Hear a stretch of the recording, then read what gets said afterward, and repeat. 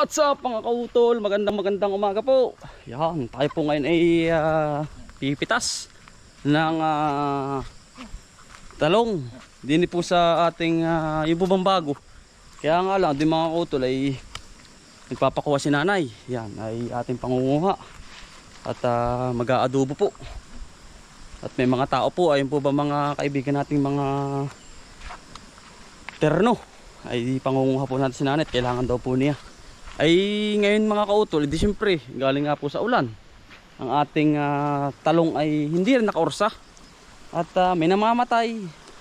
May lumalaban mga kautol. Parang buhay din ng tao yan ano, mga kautol. Wag kang mawawalan ng pag-asa nga. At habang tumatagal ay lalo kang nagsisikap. Ano po? Yan, tayo po ngayon ipipitas din. Wari ko meron na mga kautol.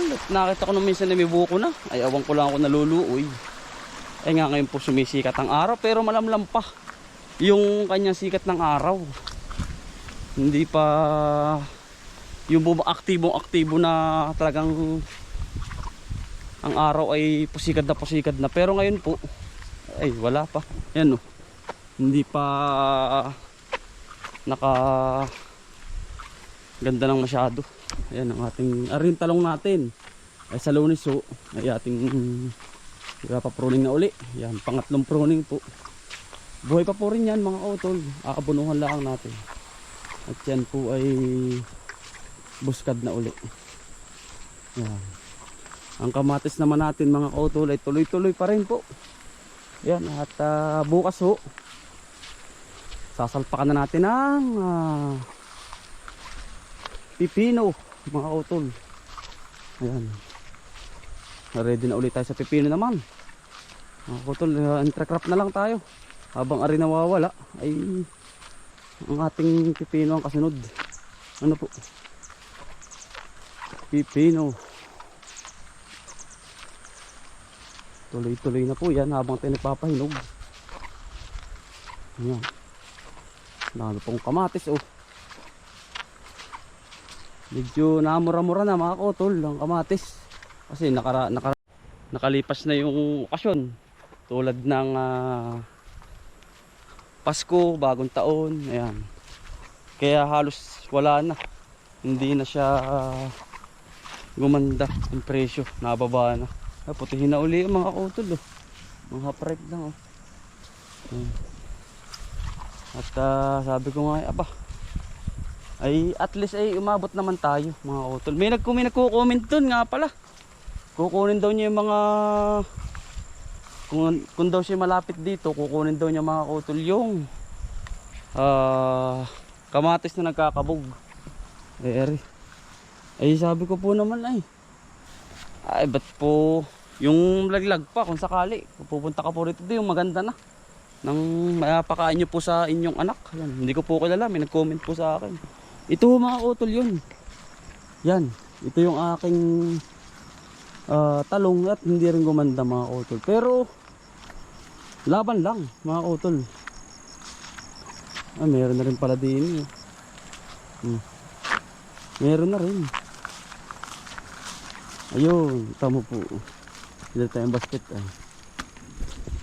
Ngayon po ang talong ay kinain naman ng mabait. Ayos na rin yun. Sa ngayon po, ang ganito ay napakamahal. Talong naman uli. Ayan ho. Siyempre, mga kautol, hindi naman tayo perfecto. Ayan, ay talagang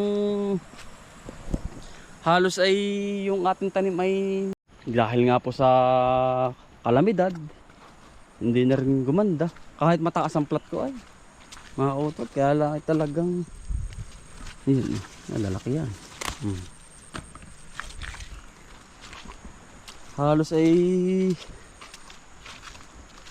hindi rin tayo nakapag-abono kasi nga po permeng ulan. Ayaw din naman po na rin ng maulan.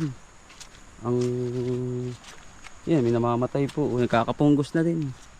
Yan.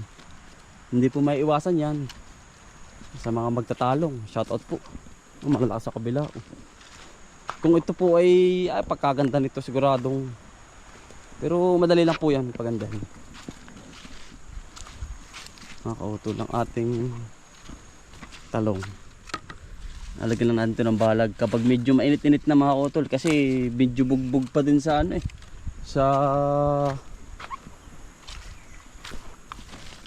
sa ulan ang katawan nila.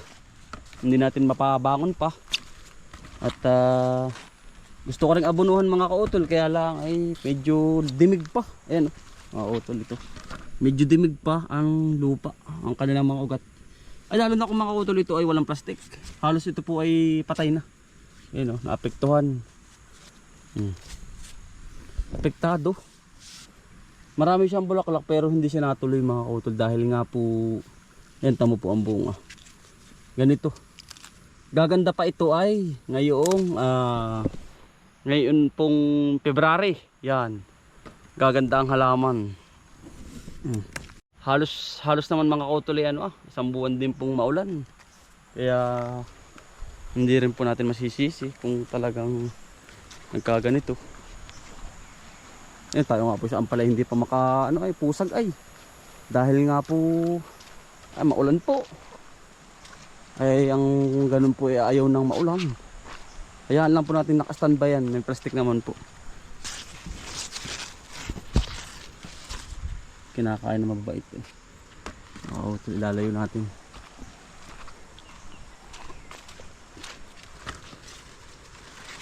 Ito po para kay nanay. Natin ibibigay doon at magluluto po sila.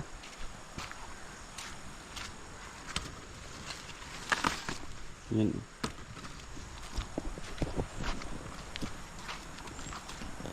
Ito magagarbo mga kautol. Lalo kung ito ay sobrang init po. Ang ganito pag gusto yung mainit ay.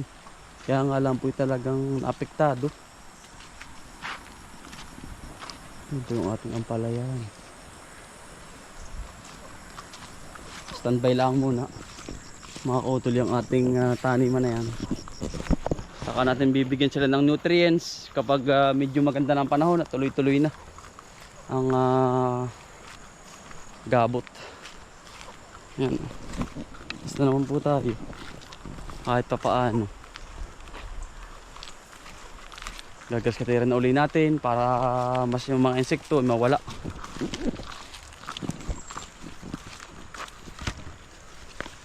Ito yung unang pitas mga kautol dito. Ang lalaki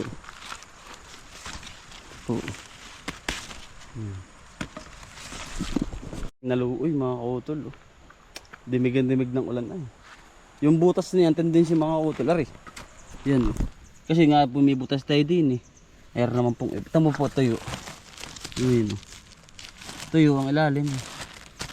Ay wala, ay dimig naman po. Pwede naman paltan yan mga kautol ng tanim. Pwede rin namang itong, kaya nga po tayo may abang na ganito mga kautol eh. Kasi ang kasunod nito ay ari tayo magsitaw, ari din tayong magpipino. Yan po ang purpose niyan nang wala na tayong susunod na gastos at naka-standby na. Ano po? Kumbaga intra-cropping na rin po ang gagawin ko, lalo na po din sa ating kamatisan. Binigyan tayo ng magandang bunga.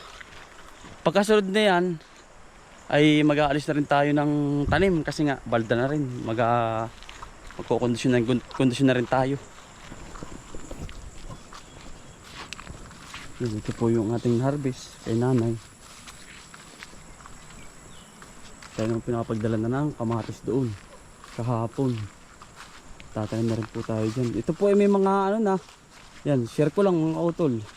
Ito ho ay meron ng chicken manure. Yan, naka-standby na nga po. At nilagyan na po natin sa ating mga kaibigan. Yang ating tatanimang ito.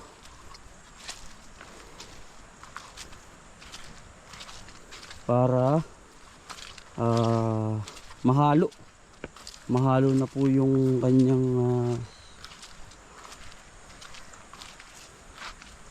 pagtatanim natin. Yan, patuloy pa rin mga kautol ang pagbunga ng ating kamatis sa awa ng Diyos. Pinagbibigyan pa rin. Ang daming napagdaan ng bagyo mga kautol. Nagpapasalamat po ako sa kamatis, sa inyong lahat. Yan, natapos na rin ang taon At sabi nga nung iba ay nakaligtas ka, kautol. Ayun, maraming salamat po sa inyo. At tayo po ay binigyan ng kahit kaunting biyaya. Yan, at makakasudlong-sudlong tayo mga kautol. Alam mo na mga kautol, at kami pa lang ng asawa ko yung nagsisimula pa lang. Ay di tayo po nakakasudlong-sudlong sa mga bayarin. Ano po? Kahit papaano hindi tayo pinababayaan ang Panginoon mga kautol. Ito naman, kasunod na ito ay pupurningin na po. Yan, ito. At naganda-ganda na. Lalagyan na natin ito ng abono. Maraming abono. Tatabs na uli na natin kasi nga makapal na. Ay hindi na masyado gagarbo yan mga kautol. Yan po kala mo po patay na, pero hindi pa mga kautol patayan. Yan o ay matagal pa ang buhay. Mga tagal pa po ang buhay nito. Ng ating talong. Matagal pa. Marami pang napuputi hanggat di tapos. Siguro pang 4 mga kautol ay tayo ay magtatanim na kung anong bagay dito. Aring sili, aring ibang pananim mga kautol. Mga kautol, ganda na nakita kay nanay. Tapos kukuha na rin natin ng sili. Mga kautol, yung kulay mga pula yung sili. Nahinog na. Yan po. Para may halang yung kinda nanay na lulutuin. Yan.